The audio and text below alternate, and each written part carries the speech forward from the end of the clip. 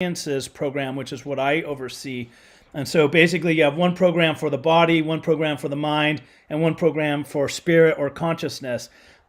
And they're all master's and doctoral level programs. And so essentially, the program I run is a science of consciousness program. But because I'm so interested in anomalous phenomenon, I'm interested in the phenomenon, in UAP studies, exo studies, all things paranormal and weird. We have a concentration in the program called anomalous studies, so people can kind of specialize in anomalous studies, and there's a variety of courses we teach as part of that. But the other big thing is in the classes, in the live classes, experiencers can talk about their experience, and they can use that as part of the conversation to support and understand each other's experiences, and to think about what kind of research or articles or books should I be exploring to connect to this topic. So it's a very experience-based, safe place to come together with other people who've had a wide range of experiences, some of which are UFO, ET related, some of which are just more kind of traditional paranormal.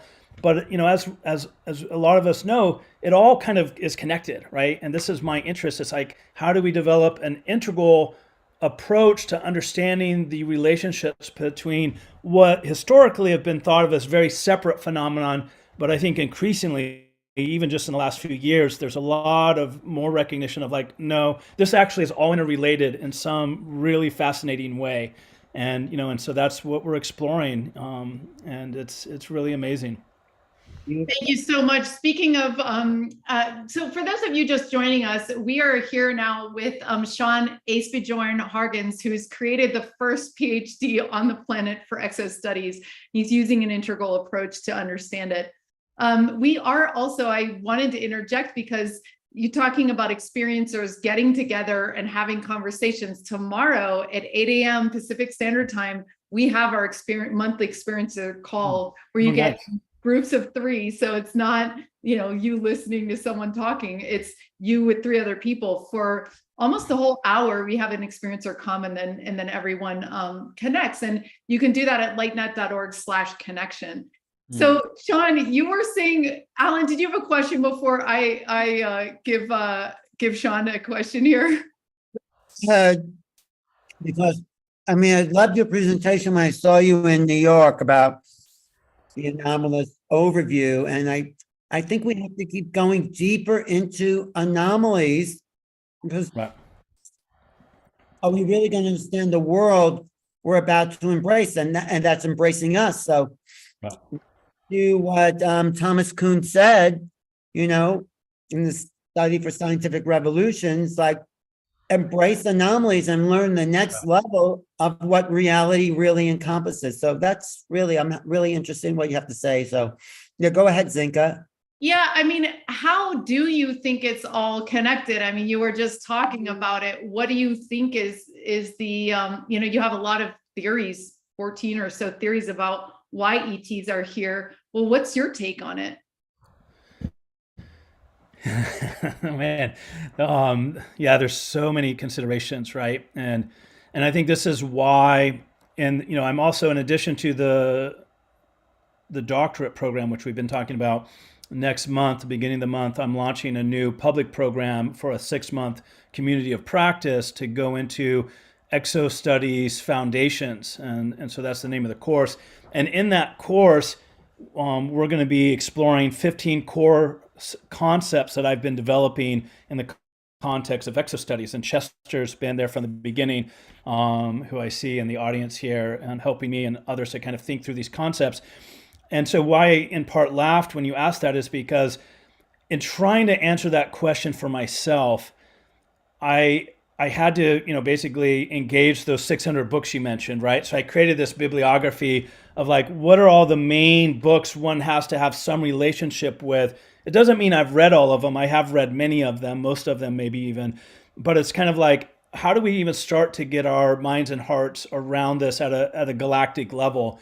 And so I dove into all this literature from all these domains, over 150 different academic disciplines when I added it all up, and I put it in an appendix in my Our Wild Cosmos, article. And kind of what's happened over the last 3 years as I've been deeply engaged in this process with a community of experiencers that have been kind of part of my programs and courses is trying to figure out how do we create a framework, how do we create the distinctions to talk about this, right? Because it feels like we don't have the right concepts and distinctions and words and language. Like we need kind of a whole new system to be able to have the right conversations, right? Because I just found we were having the same old conversations and we are just kind of going in a loop. It was kind of like, wait a second, this is so massive and so mysterious and so amazing. Like we need to kind of develop a whole kind of new integral approach to engaging and dancing with the phenomenon.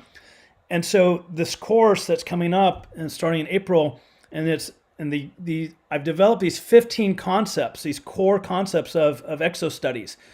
And so in a sense, it's like, I'm just at this point where I realize like, we have to like develop this whole new kind of language to talk about it. And so you can go to exostudies.org and then go to the course page and you'll see these 15 concepts laid out, or I can even share a screen at some point if that's helpful and show you.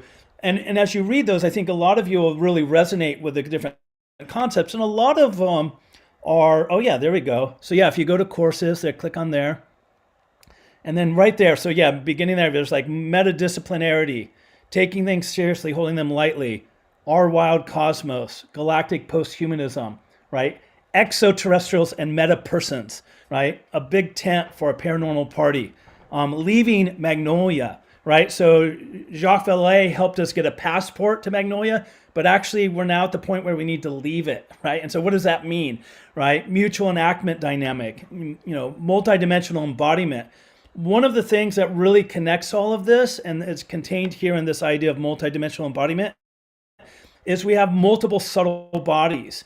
And those multiple subtle bodies give us access to multiple inner senses that give us access to multiple realms and layers of the multiverse, right? Because this phenomenon is occurring on so many different dimensions, so many different aspects of the multiverse, that cultivating our own integrated embodiment where we activate these subtle bodies and their inner senses plays a big role with the phenomenon.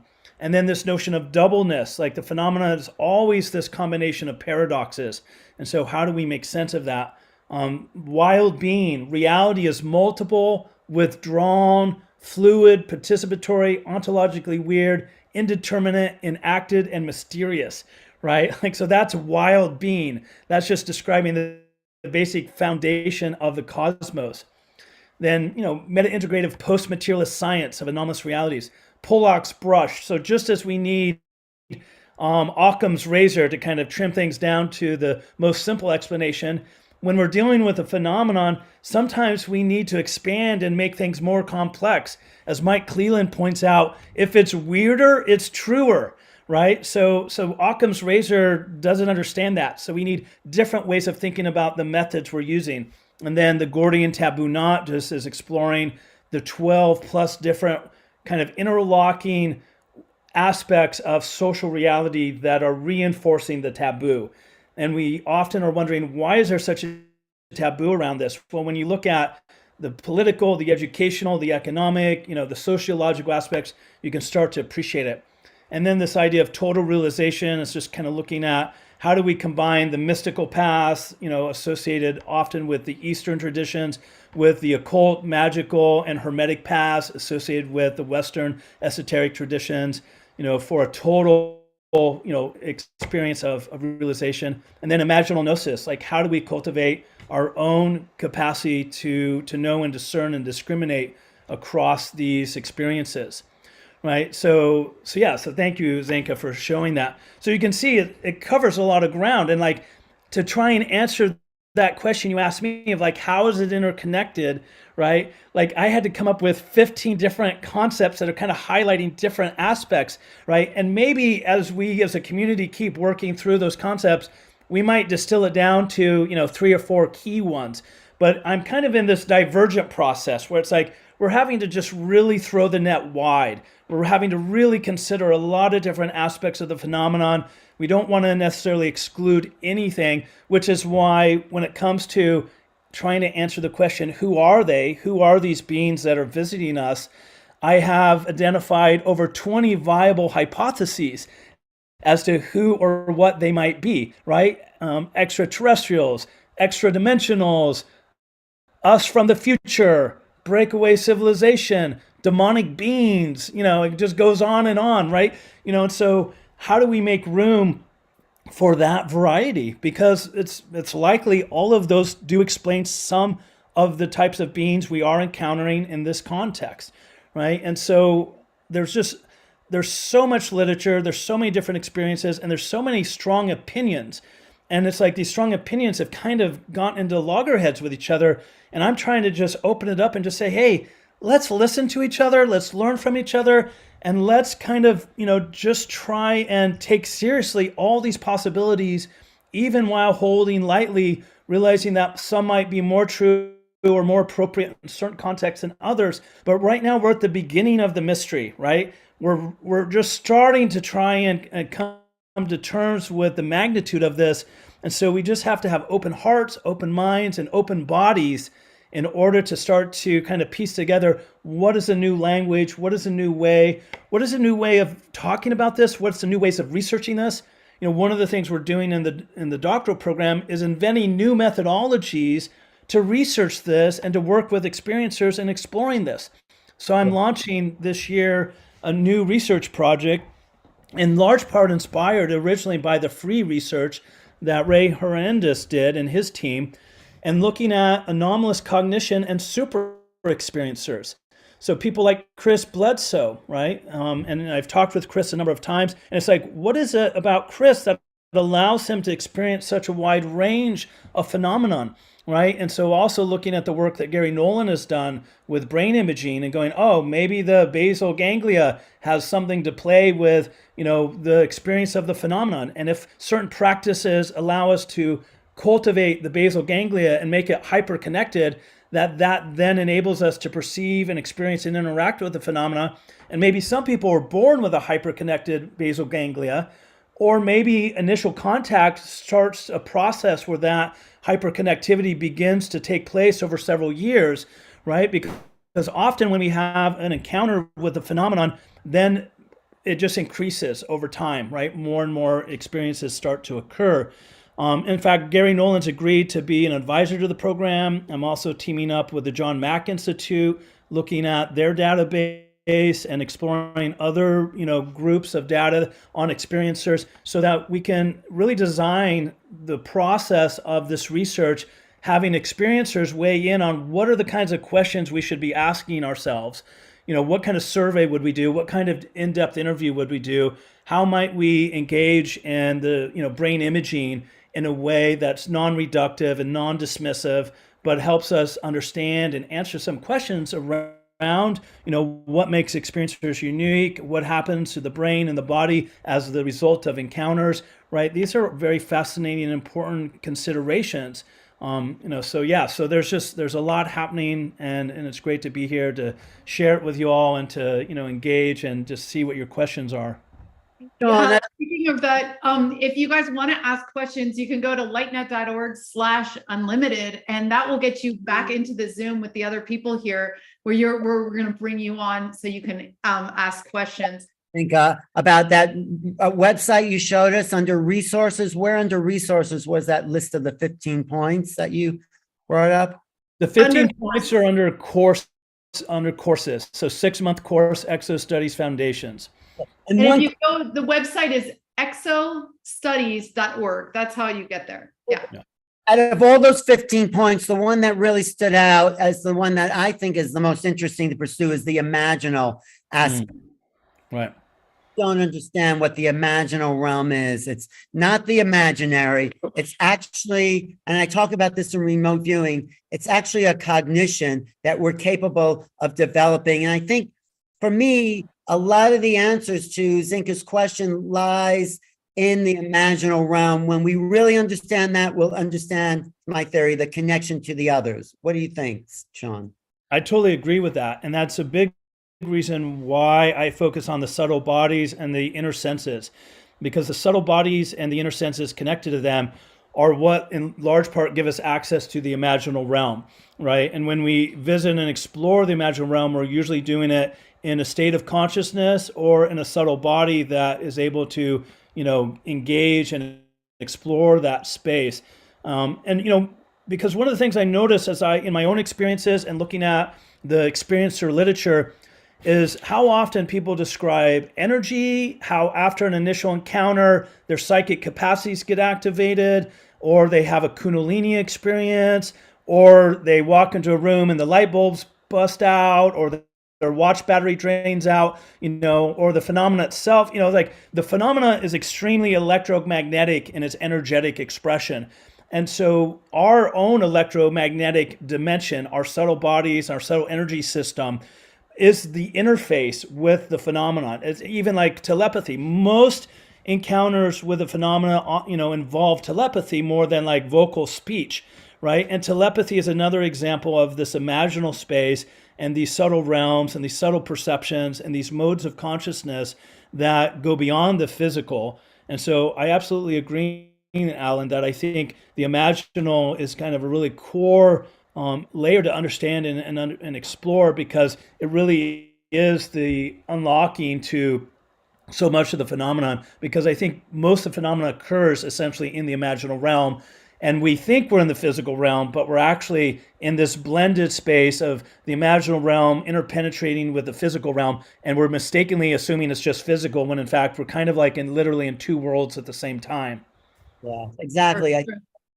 That needs to be developed throughout all the anomalous studies, even what Gary Nolan is doing, because I think there's an imaginal cognition, which is why remote viewing works. It's actually a cognitive feature of this other sort of non-physical, but it is physical. It's like that doubling thing that is the paradox of what we understand.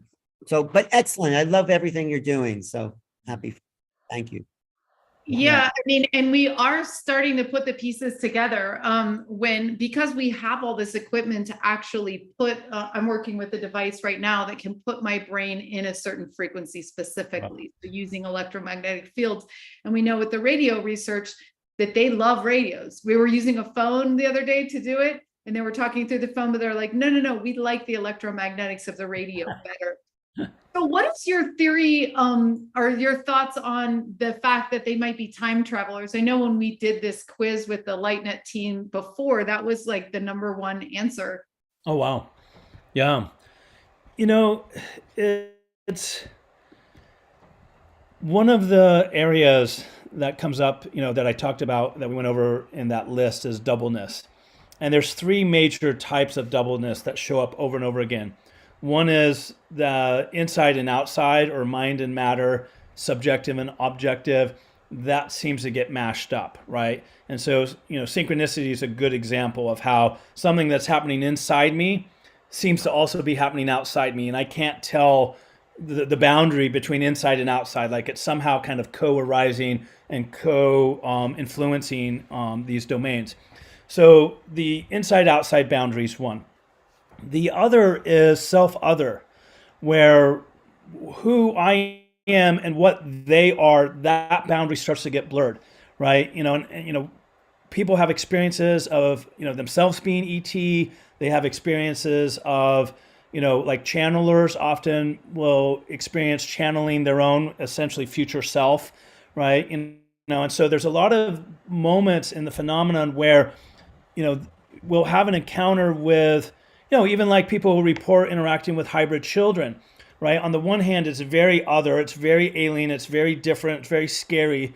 And yet there's also this immediate experience of that's me, that's my child, that's part of me. And it's confusing, right? Because it's kind of, there's like extreme difference, but there's also this felt sense of sameness, like that I'm connected somehow, right? So there's a lot of ways in which the self-other boundary also gets mashed up. Right. And so, sometimes people experience the grays as the human race at a different time point coming back and communicating with us and interacting with us, right?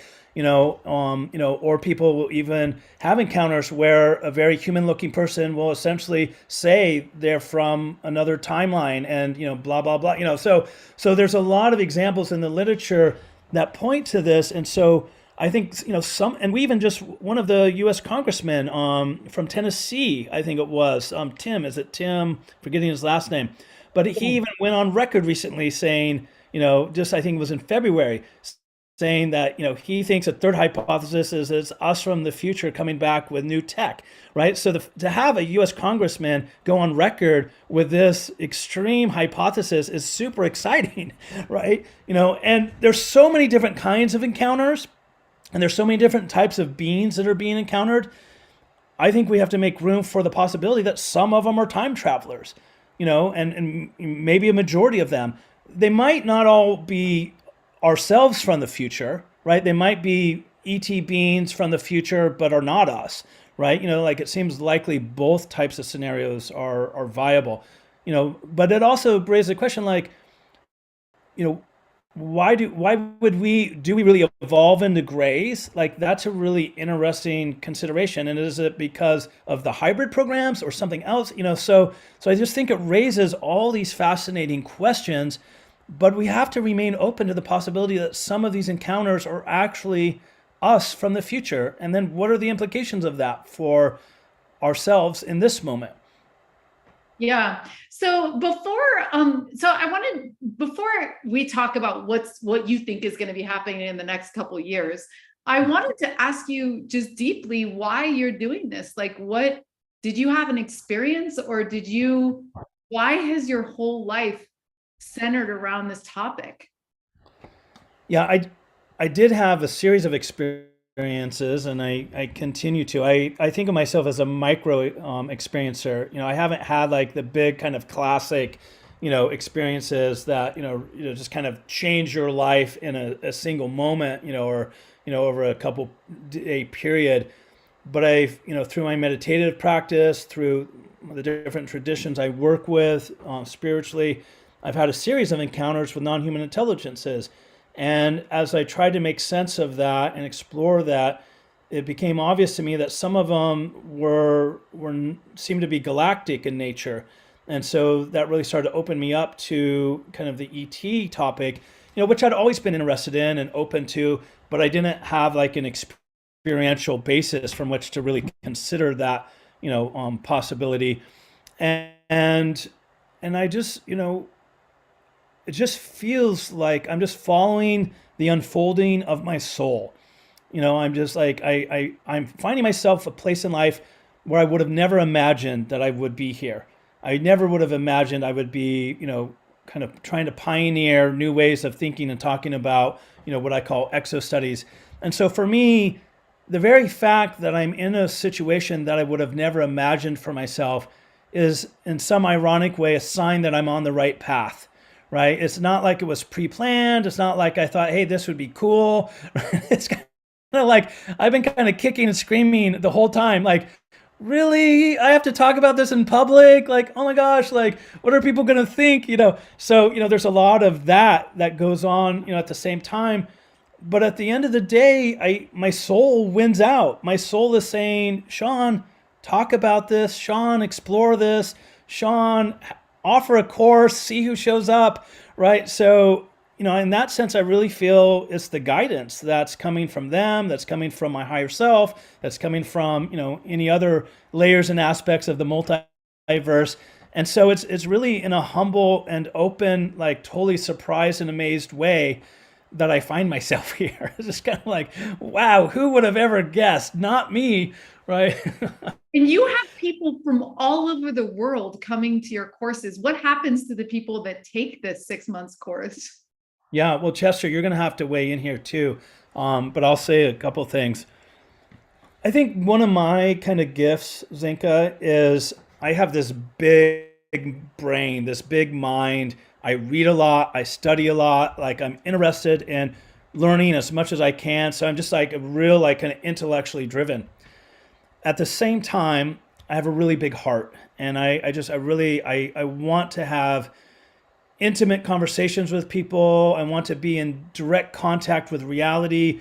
I want to cry. I want to hug. I want to just meet people where they're at. I want to hear their stories. I want to make spaces that are safe for them to talk about weird experiences they've had, right? And then I'm really embodied. I love the body. I love moving. I love dancing. I love somatic work. I love experiencing my body somatically, and just working through shame and self-image and all of that. Like, I'm just interested in just like, what does it mean to be in a body? And so I think bringing these three kind of qualities together creates a really unique kind of experience for the people who join my courses, because it's very kind of heady in some respects. It's very philosophical. It's very kind of intellectual, but at the same time, it's very heart-based. It's very much about, let's connect, let's talk, let's share notes, let's try and understand each other, let's be respectful, let's be curious. And then it's also about, let's stay grounded, let's be in our bodies, and no matter how far out in the cosmos we go, let's not leave our bodies behind. And it's also partly why I'm so interested in the subtle body work, because for me, that's just another way of being embodied, not just in our physical bodies, but in our subtle bodies. And so by having kind of this unique combination of who I am, it creates this experience where people who come in who are more intellectually connecting with the topics and the phenomenon, they then discover their heart in the process, right? And they discover they have a body, right? And then people who kind of come into the course more in a heart-based way and maybe haven't spent so much time thinking intellectually about these topics, then they find a lot of benefit and value of doing that and appreciating being able to do that in a predominantly heart-based space, right? So it's this real integration of kind of heart and mind and body. And I think the phenomenon wants that, right? The phenomenon is asking us, right? Like, it's presenting us with so many paradoxes, like we just can't get our mind around it, right? And they're trying to cultivate a humanity that can meet them in love, right? And we have to come to terms with being physical beings that also have the capacity to explore and travel beyond that, through our subtle bodies and through remote viewing and so forth, right? So it's not surprising that there's this integral kind of mix, in a course that I do, because I've spent my whole life exploring and experimenting with how to create educational and experiential and theoretical spaces to meet each other in authentic ways. And so with that, Chester, I'd love if you would maybe share a little bit about your experience of being a participant in this journey alongside me. Okay, yeah, I'm happy to. When I found your course, it was in a moment of need, kind of a moment of crisis, and I felt something coming forth in me, but it didn't have any direction. And so I then discovered your course, and because I have a little bit of a background in the integral stuff and Ken Wilber, and I went that route for a while, I embraced it rapidly. And so then I entered your course, and I was just totally blown away. How, especially with the starting document of Our Wild Cosmos, it's a very wonderful document. And I imagine it has a further evolution in its future. It's still 49 pages, but I know there's a part 2 coming, because this thing keeps expanding. And Sean's personality and his energy, and just come on. I mean, it's just love. This guy is just like a big teddy bear. People I know that have met him in person, that's how he feels to them, and that's how he comes across in the course. And yet also what he does in the course is he lights the fire a lot and sets the stage, but then we all jump in and we're all participatory. And since it's all over the place, I felt this freedom and wonderfulness to kind of explore my own inner, because it is just mine. Quadrant, what is it, 1, top left. And I deeply went into that. And then I discovered some tangents and rabbit holes, and I went down in them, and they got really dark and deep. And fortunately, I emerged mostly from that, and I've embraced working with Sean again, because he got this new course, perfect timing. I encourage everybody that really Let me say the greatest takeaway is further transformation, very much further transformation, really feeling that connectedness. His principle, or one of the concepts, is of doubleness, was introduced in his first course. Very, very important. And that difficulty in sometimes being in this world and the outer world same time. My primary CD, I guess you would say, is I'm either a target of or a generator of synchronicity in a massive way. And I found how to utilize that capacity or capability to be able to explore deeper and deeper and deeper into my inner self. And so through this, I encountered, I would say, number one, this mirror, this conscience. It feels very female to me. I don't know. It feels like maybe my mother, or that kind of divine feminine conscience. And then simultaneously, or soon after, I really started discovering my higher self. And so it's almost like I'm embracing this symbol of the Trinity as me and the divine feminine, and this higher self, more masculine, me being male. And anyway, it's all come together, and I'm really operating. I think the one of the gifts I got out of it is how important my attitude is, that I have control over my attitude.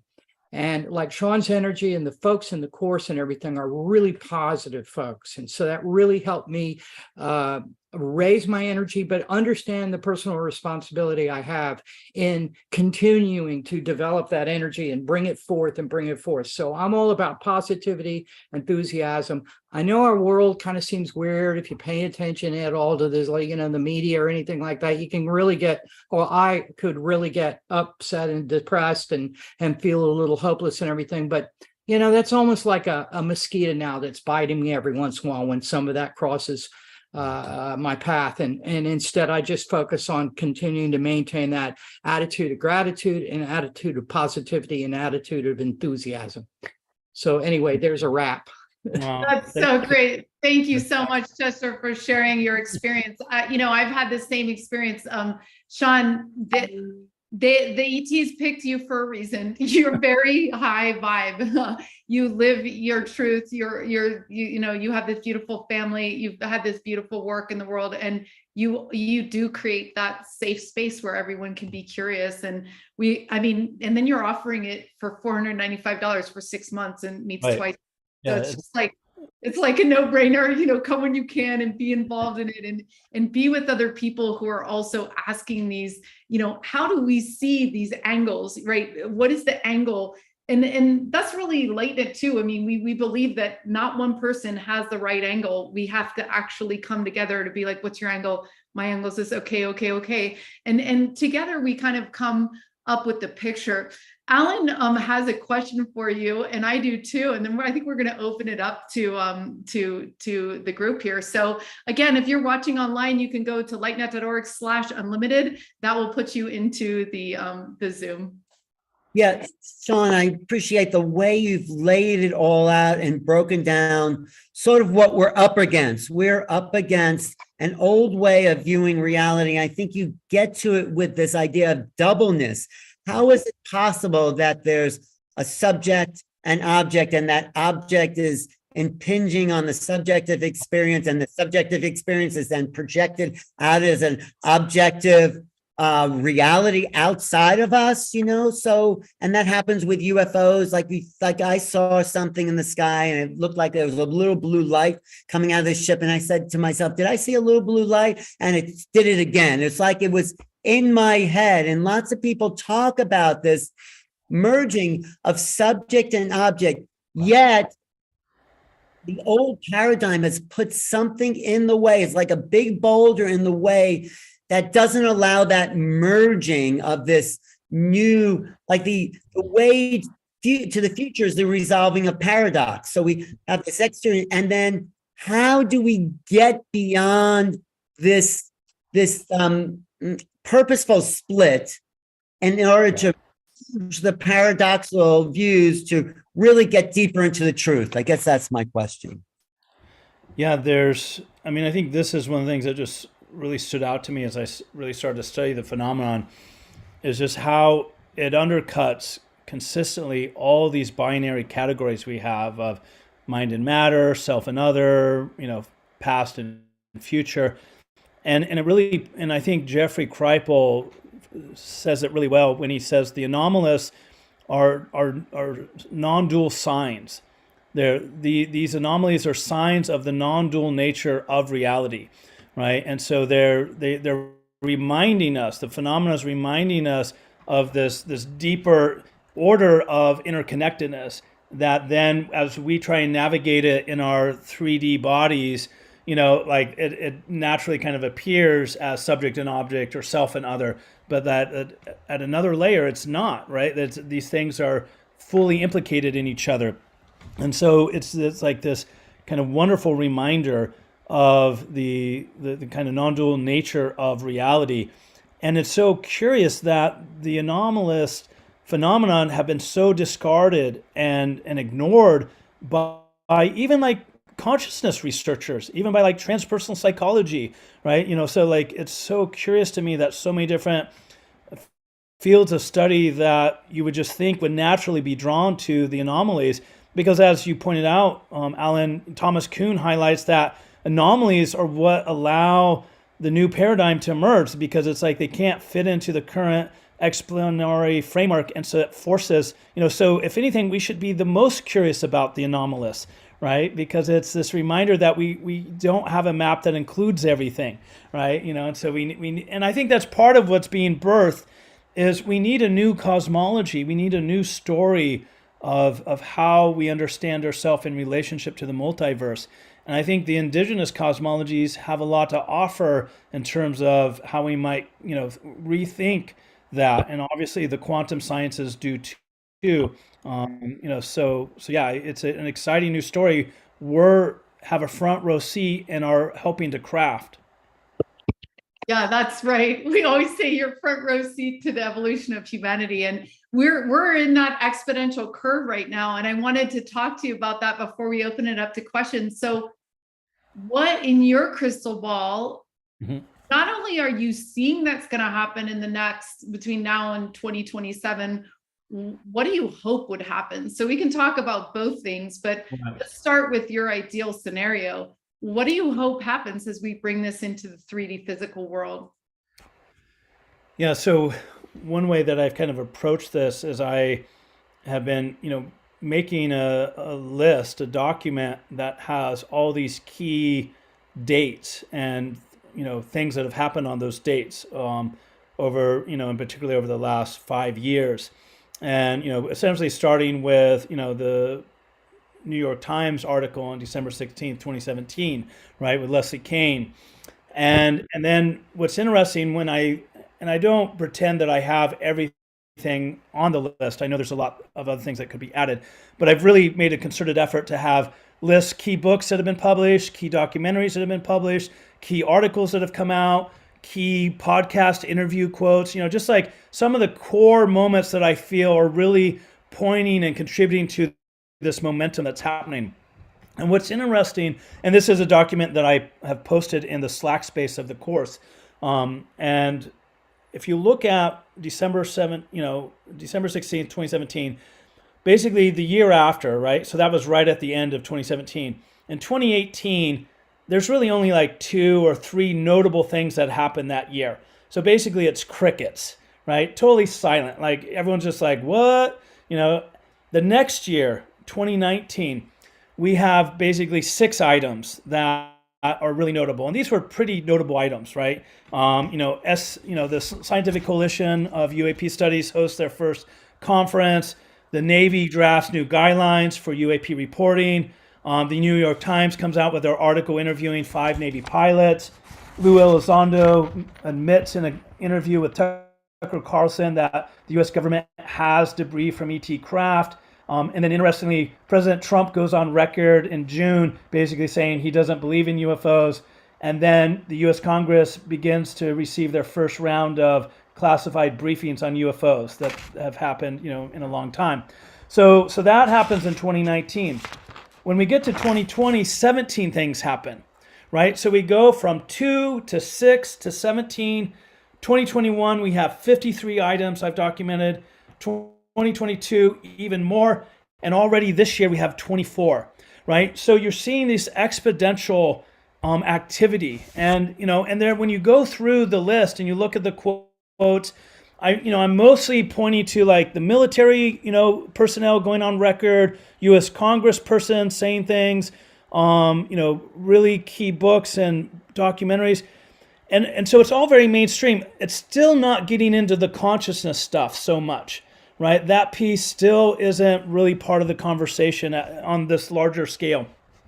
But I'm not discouraged by that because we're doing that. We're having that conversation. And these two trajectories are basically going to come together, right?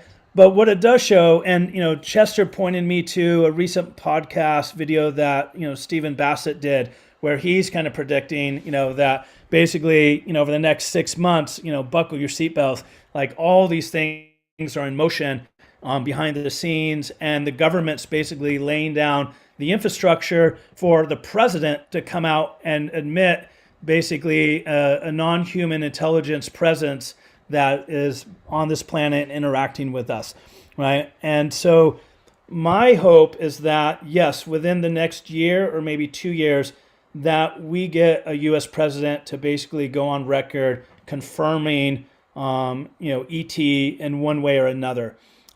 Because I think what we see with the New York Times article, just as like an analogy, it started to open the floodgates. And we see this exponential growth of people engaging. And, even if you just look at the blogs of Christopher Mellon's blogs, read those. They're stunning. They're important. Like, they're examples of a really smart person pushing the Congress to ask the really tough, good questions about the phenomenon.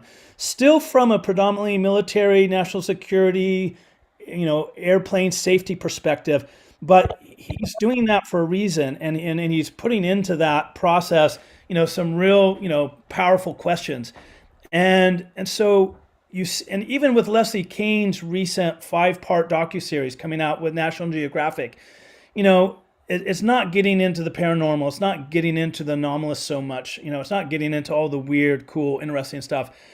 But it's laying the cultural groundwork for more people to come out and share their experiences, for people who have never considered this to start to consider it. So I think there's a big education gap. I mean, I think this is part of the work that we all have as ambassadors to the phenomenon, is how do we educate our family and friends who are maybe open to some of this, but haven't really considered it or don't know how to talk about it, or they've had a few experiences, but they're just kind of ignoring them, right? So I really imagine that over the next few years, we're going to have a U.S. president confirm ET, and then that's going to enable countries and governments around the world to start to have a more open conversation about what they know and their own sense of it. And I think there's going to be some freak out. I don't imagine us moving into discovery and disclosure without some social cultural meltdown. Like any scenario I imagine, there's going to be some major existential angst, right? So I think it can be a bumpy ride. I'm at least open and prepared for it not always looking that pretty. I think it's going to take us many years to kind of integrate this. And there are always, because we live in a highly fragmented and highly digital culture, there's always going to be parts of society that are totally out of lunch on this. I have no idea, deny it, ignore it, right? It's like we're in this post-truth era. So it's going to be a very interesting process of like, how do we communicate these realities? Even, high D, HD, film and photographs, people just say, oh, it's Photoshop. Nah, it's just Photoshopped, right? So it's going to be interesting. I think the polarization is going to increase. I think it's going to be a challenging period, but I think we're in it. I think it really in the next, I think Steve Bassett's a little optimistic, though I absolutely hope he's not.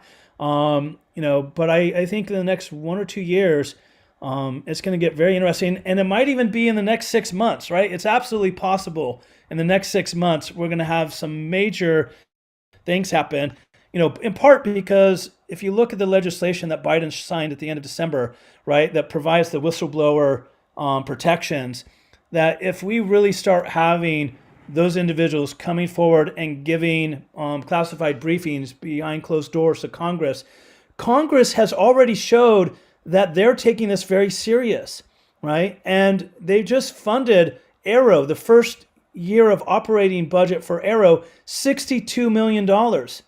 Hello. It was a big deal when ATIP had $22 million behind the scenes. We're now publicly upfront giving Arrow $62 million for its first year of operations, right? So like, this is big news. Like, you know, my fear, one of my fears is that the mainstream materialist narrative is going to turn this topic into a flesh and blood, nuts and bolts ET presence. And I fully believe that's a part of this process and part of the presence. But I think what we're dealing with is so much more interesting and creative and dynamic than that, that I worry about the narratives basically trying to get rid of the interdimensional and the paranormal and the, you know, kind of all the weirdness, you know, and the high strangeness, because I think that's actually where we need to go to actually be in right relationship with reality. You know, it's like reality screaming at us that it's much weirder than we're willing to acknowledge, right? So I think the sooner we can acknowledge that on a larger scale, the better, right? You know, so I think there's going to be narrative wars, you know, spin doctors, cultural wars, but it is very interesting that the topic, the UAP topic in the congressional context has been bipartisan. This is very fascinating to me, that there has been strong bipartisan support and leadership, right? And I think Steve Bassett's right. The next US president is going to probably be the disclosure president. And so hopefully we're going to pick wisely when it comes to that, because, you know, even though in many ways the US president is just a figurehead with actually not a whole lot of power, and they really haven't been in the loop much at all when it comes to this topic, I think America, you know, unfortunately, just because of the, you know, political military might we have, is going to play a leading role with this at a global scale, right? I think those power dynamics are shifting, but I think for the foreseeable few years, America's still in the driver's seat. So it's really important that we do this in a way that makes it more possible for more countries and governments to come forward and be part of the disclosure discussion. Yeah, you know, thanks to Alan, we actually did an interview, a really in-depth interview with Stephen Bassett from the Paradigm. Oh, great.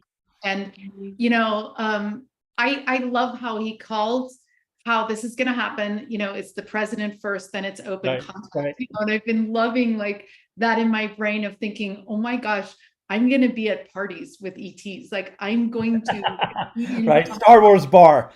It will, like literally, you know, it will be like that. I mean, some think they'll be in like sort of a, not concentration camps, but like separated, segregated for a little while, but like eventually, right? So, and you know, as you're, you know, talking, I'm thinking to myself, well, you know, we're always like, we want it now, like now, let's disclosure now. But you're right. Like this is going to be for some people. I mean, most of the population already, you know, more people believe in ETs than God, which is really, really wild to think that. So, but still, there is going to be that angst that you talk about. And so maybe we get to be grateful that this top is being like unscrewed gradually, right? So that, you know what I mean? It's like we always want faster and faster, but the government, they want to disclose. They just want to do it in a calm way. So we get to be loving and patient about it, because, you know, Stephen Bassett made an interesting point. You know, if we're just like, you guys lied to us and, you know, all this stuff, which they did, which is really harsh because we're, you know, I mean, free energy, all stuff, you know, it's like, we're in the Stone Age, you know, kind of thing. But he says, if we're kind, we're going to go further, faster. Yeah. It's a beautiful. So, and we're also, not going to be fueling a fear narrative through the world. You know what I mean? So, because what the aliens were 20 years ago is not what they are today. Just like I'm not the same, you know, no one's the same.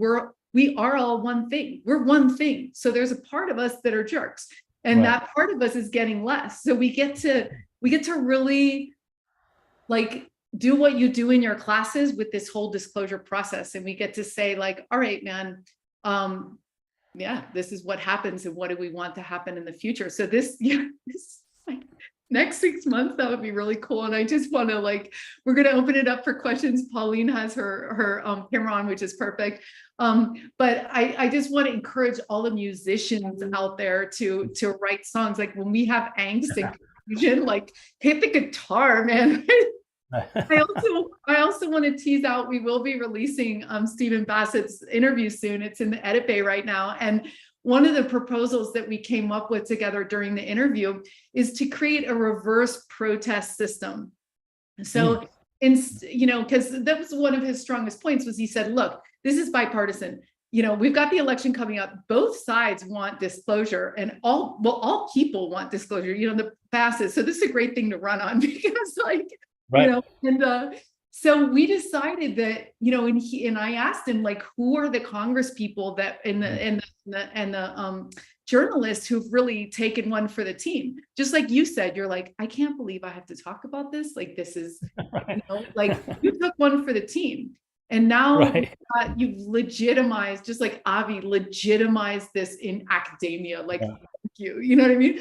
So we get to thank you on Twitter. We get to thank you on Facebook. We get to thank you on, you know what I mean? And so we're going to start a list of all these people that came out in Congress and be like, we'll tweet thank you. No, you know what I mean? Instead of protesting, encourage, and other people will hopefully follow suit. So we can be clever about this, I think, and really get the ball rolling.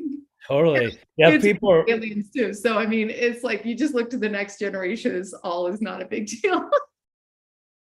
Yeah, people are realizing that, and will continue to realize that this is happening, and they're going to want to be on the right side of history, and they're going to start coming out with their own quotes. And I think it's an interesting that more and more people are kind of coming forward with kind of a pro ET orientation and kind of going on record with that, because they don't want to be, there's this quote when, we had the Future of Our Space, that event where Haynes, used the word extraterrestrially, really famous moment. Well, in that same event, Jeff Bezos, in which I now say Bozo because of what he says there, he says, I don't think there are ETs here. If there were, we would know about it. And it's just like, okay, that's going to haunt him forever. It's like, when this all goes down over the next couple of years, people are going to pull out that quote and go, Jeff, are you serious? So I think more and more people are going to try and avoid, being Jeff Bozo. And, yeah, for sure. Yeah, for sure. And I always saw that too. I always saw it being, all the penguins, on the thing, which is originally why I was trying to track all this stuff. I'm like, people don't want to talk about this now because there's shame or whatever, but pretty soon it's going to be the penguins lining up on that edge, and they're all going to not want to be left behind. And so this is the most exciting, most Renaissance-based galactic narrative we've ever had. I mean, this will cause a renaissance in healing, technology, exploration, curiosity, fashion, everything. It's going to be so fun. Pauline, welcome. Go ahead and ask your question. If anybody else here has a question, you can raise your hand in the reactions, and I'll pull you down in. Hi, Pauline. Okay. Hi, Sean. And I'm so glad you followed your purpose, because we sure need it. We need that. Okay, talking about, I'm a newbie, but I've been in LightNet and I did the radios, which is awesome. I'm first level, okay, and about UFOs, but I'm just so excited about it. What I wanted to say, what Alan was saying too, when I experienced this last couple of weeks, my first ship that I think I saw, I was kind of not sure if I was believing it. Right. So a disclosure for myself. Right. And what I experienced was the lights, and it was a telepathic request that I was asking, and it responded. So to me, it wasn't like a drone or anything like that. And it was darker, so it wouldn't be a drone. So my take on that, I had to get over the fear and the doubt. So it's like disclosing it to myself. Is this real? And you were talking about we have no place to come from, right, on first level. And that's why I'm seeking to know more. But the thing that a little bit scary for me, and that is the exchange of energies between what I saw and my energy, because there was a definite exchange being, I was asking I was asking for something and there was a response. So you know that there's a exchange. So I have to get over that fear of that exchange. And so my question is, and then my husband is not believing any of this. And so now I have to go over that hurdle. Right. When is he going to come along? And he's wondering, am I going cuckoo? My wife, I'm worried about my wife, I'm going, okay, so I want to continue the curiosity of this, and I don't want to stop. So once you get your foot in the water, you just want to go swimming. And so we're going to be like on first level. I mean, I feel like, we're just getting in on all that. And I feel like because I'm with LightNet, with loving people, that's a big plus, because like you're saying, that's how we're going to be able to make it not aggressive, because we went through the COVID with vaccine, not vaccine, the politics, Democrat, Republic. We don't want to be on opposite sides all the time. Yeah. It was too divisive. So anyway, I'm just trying to get myself in my own safe place. And I'm wondering about what you think about the exchange of energies. Yeah. That thing. One thing that I experience and that I see over and over in the literature and in talking with experiencers is that the phenomenon, by and large, I mean, there always are exceptions, but the phenomenon and the various beings that are part of the phenomenon are very responsive and respectful to our boundaries when we communicate them, right? So I think it's really on us to claim our sovereignty and to communicate our boundaries, and when's enough, when's too much, what's okay, and just to remember to explain that, to communicate that telepathically, or just hold that as an intention, just and generally speaking, the phenomena will respect and respond to that and appreciate that.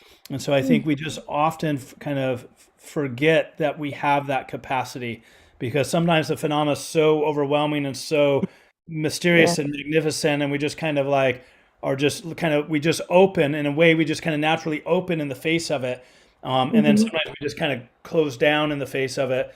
But we can experiment with like, what's the right level of contact, interaction, communication. Stuart Davis has a great list of sovereignty, points around sovereignty on his work. So people are doing interesting stuff around helping us remind ourselves to claim our sovereignty. And then the other piece you mentioned is around, you had this experience, you're kind of doubting and wondering, your husband thinks you're going crazy potentially. Like, you're in really good company, because all of us are often having those moments. Even after having many experiences, with every new experience, I go through that cycle. Like, so it's not like, I'm just like, past that, and now I have experiences and I'm like, oh yeah, great, it's cool. Every experience I'm like, okay, what was that? Did I make that up? Did I want that to happen? How did I contribute to that? How do I discern what was them, what was me, right? And then part of what's hard is because of the doubleness. There's often a mixing of me and the phenomenon, right? There's not a clear like, oh, I'm over here and the phenomenon's there, right? There's these ways in which the energy or the telepathy or the synchronicities, it's like, and so that naturally makes it hard for us to orient in relationship to the phenomenon, because we're so used to objects and things being over there and at a distance, and us being over here, like, and when the phenomena is kind of mixing that up, and like we're hearing it in our mind, or there's energy coming into our body, or synchronicities are happening around us, then it's like, what's inside, what's outside, and that's confusing. And we doubt ourselves. And so being with others who are navigating that process is very helpful. I still, with many of my experiences, I don't have a final sense of, was it real? Was it made up? Was it true? Was it not true? I orient that it most likely was true. It most likely was what it seemed it was. So I give it the benefit of the doubt, but there's a way in which I hold it lightly. Like maybe more information will allow me to make more sense or different sense of it, right? So I take it seriously, but I hold it lightly. And that I found really gives me a lot of sanity, right? Because when my interpretations start locking down on, oh, it was this or oh, it was that, then I find I end up actually giving away my power and not honoring the mystery of the phenomenon, right? So I had an experience where I experienced myself as a mantid being on a ship, and that I was kind of the scientist on the ship. Now, I can, drive myself crazy trying to figure out, am I really a mantid being on a ship right now? Is that really happening? Is that a parallel self? Or is that a past self? Or is that a future self? Or do I just have some kind of strong connection with a mantid being that is out on a ship and I mistook it as me because there's maybe a way in which there's just a deep emotional connection with that being? Like it could be any of those things, and it could be some other possibilities, right? And so I don't know which one to choose, but I had an experience. It was powerful. It raised questions, and I'm living those questions, and I'm trusting that there was some kind of contact with what I would consider a mantid being. Was that mantid being me? Was that mantid being a mantid being? Was that mantid being some other being that appeared to me as a mantid being, either because they wanted to appear as a mantid being or because I had that kind of filtering image in my own mind that had me view and connect to that being as a mantid being, right? I don't know, and I might not never know, but I don't have to deny the fact it was a powerful experience and something along those lines happened, and I can just hold it lovingly, and I can have other experiences, and I can see how those experiences either confirm or disconfirm each other, and over time I trust I will arrive to a deeper place of self-knowing. But right now I don't always have that self-knowing. I'm kind of left questioning Yeah. and wondering. Oh, I thank you for that because I get it.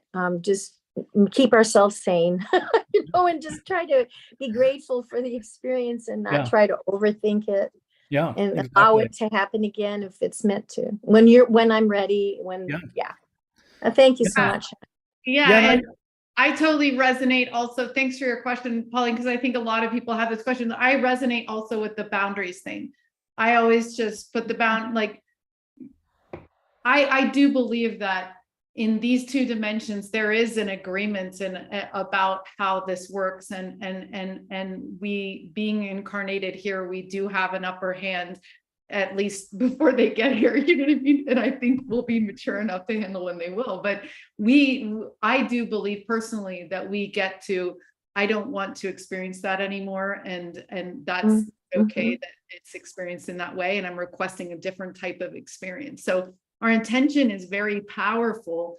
And it's also easier to do this together, which is why we just had 100 people making contact in one weekend, because when your doubt comes in and you're like, wow, this feels so different, it's kind of scary because it's different. And what is actually going on? You have someone next to you going like, yeah, that was really weird. That meditation was cool. And this, like, what is it? You know what I mean? So we get to be curious with each other and loving because, if this is consciousness, then we don't want to bring in all of our traumas and everything to this new narrative, because this new narrative, I mean, it's like to the peace treaty with like guns in your backpack still, it's like I don't think it'll be allowed, Zink. It won't. That's what's stopping us from the new narrative, is by past holding us. So when we clear that, the road opens, the traffic clears, you're free there, smooth sailing. So that's what we're working through these next couple of months.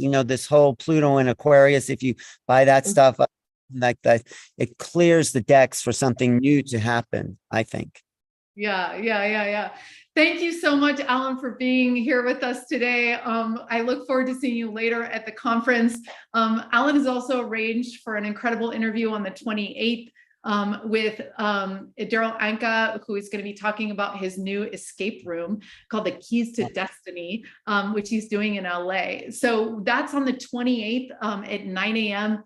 Lightnet.org/unlimited gets you into that. It's a free event. And also tomorrow is free for you guys to come and meet each other. So if you're looking to find other like-minded people, every once a month on the third Saturday at 8 a.m. we get together, hang out, and you're more than welcome. That's lightnet.org/connection. And Tap- Sean, What's your next thing, Sean? What are you working on besides your, PhD program? Yeah, so the big projects are, the master's and doctorate program, the 6-month community of practice course that's starting in April. yeah, let's talk about that real quick. Like, let's highlight that, because you guys, this starts in 2 weeks. Yeah. It's affordable. It's 6 months. You're going to be, I mean, talk about being with cool experiencers. These are like international people from all over the world. You're going to have the Slack chat to like talk. You're going to be able to go to listen to the things. You're going to be able to hang out with each other. And it's a very high vibe community. So exostudies.org gets you into that. And it's starting in 2 weeks. So now's really the time to jump on board. Yeah, and next Thursday we're having a pre-course Zoom call so that folks at 8 p.m. Eastern, a chance just to connect. I'll be kind of describing some parts of the upcoming course. So as soon as you sign up and pay, you get invited into the Slack space, so you can immediately start connecting with people. And there's already threads and documents and links to all kinds of resources. The other thing that's really great about the community is I really want this place where all of me could be welcome. And I had this experience that when because I've been a practicing Orthodox Christian, that when I was with my Orthodox Christian friends, I couldn't talk about the fairy work that I do, right? And when I'm with my fairy tradition friends, I can't talk about the ET work that I do. And when I'm with my ET friends, I can't talk about the magic circles and witchcraft that I do, right? And when I'm with my integral friends, I can't talk about, and when I'm with my, it's just like, it's like whatever community I'm part of, there's other parts of me I can't talk about, right? And I was just going, this is crazy. Like I'm having to leave different parts of me at the door with whatever community of practice I'm part of. And so part of what's so great about this community is we have Christians, Buddhists, Marxists, atheists, witches, right? And what unites us is most of us have had weird experiences, and we're just open to hear about it and talk about it and try and make sense of it, right? And so there's a real range of diverse experiences. Some people have ET contact, some have abduction experiences, some just have psychedelic experiences, some work with nature spirits, some have had Bigfoot sightings, right? So it's just a whole range of anomalous experiences. And it's just a real eclectic group, and it's amazing. And yeah, we've really tried to price it at a very affordable rate. $4.95 is a steal for 6 months. And a lot of people are not able to come to every single call. We have 2 calls a week, one on Tuesday, one on Thursday. So they might just come to one a week. They might not come to any and they just watch the recording, or they might be super involved for a few months and then they travel with their family for a month and they're not involved, and then they just plug back in when their life settles down.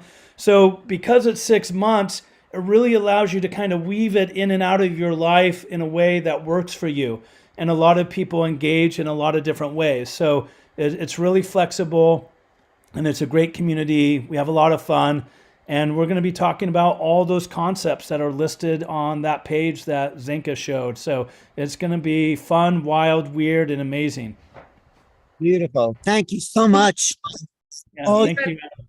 Thank you so much, Sean. I really appreciate the work you're doing in the world. And I just want to shout out to Erica and Stone, some of our guys that are here, and Kyle Paget from Light Within You, who's been working on our publicity and producing the show. So big thanks to you, Kyle, for all that you're doing with LightNet. We appreciate you so much. And we'll see you guys tomorrow on the connection call. Have a great day. Thanks again, everyone. Sean. Really appreciate it. Cheers.